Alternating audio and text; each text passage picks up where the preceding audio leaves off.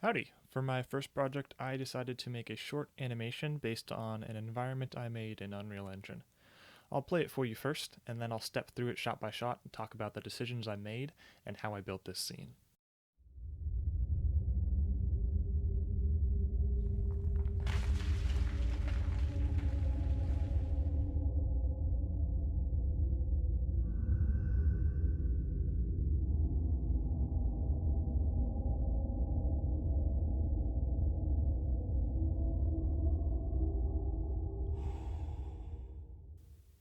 So let me just kind of go through this shot by shot.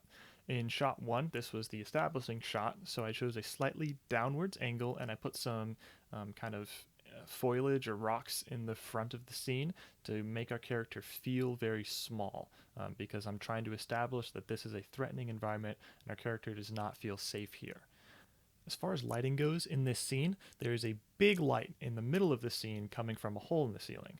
But due to the way that kind of light propagation works in Unreal Engine, that's not transferring to this shot properly. So I needed to add a couple extra spotlights to kind of make things fill out a little bit better and make sure that the light gets all the way to my character from that central light source.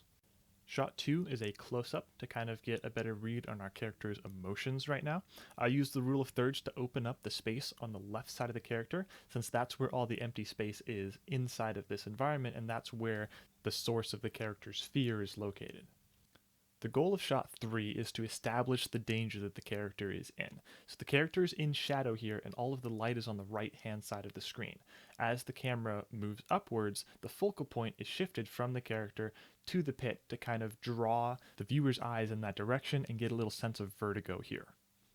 Shot 4 is another big movement vertigo inducing tracking shot as the character tries to navigate this cliff. I left the open space on the right side of the character since that's their movement location. I also kept the character's face in shadow here to sell the feeling of danger a little bit more by kind of hiding their face or dehumanizing them and keeping the emphasis on the character's feet. The final shot in this animation is the resolution of our conflict, so I chose a shot that's below the character's eye level and got a little bit more even lighting on them to sell the feeling of empowerment. And I put the empty space in this shot on the character's right side to frame this obstacle that they just overcame.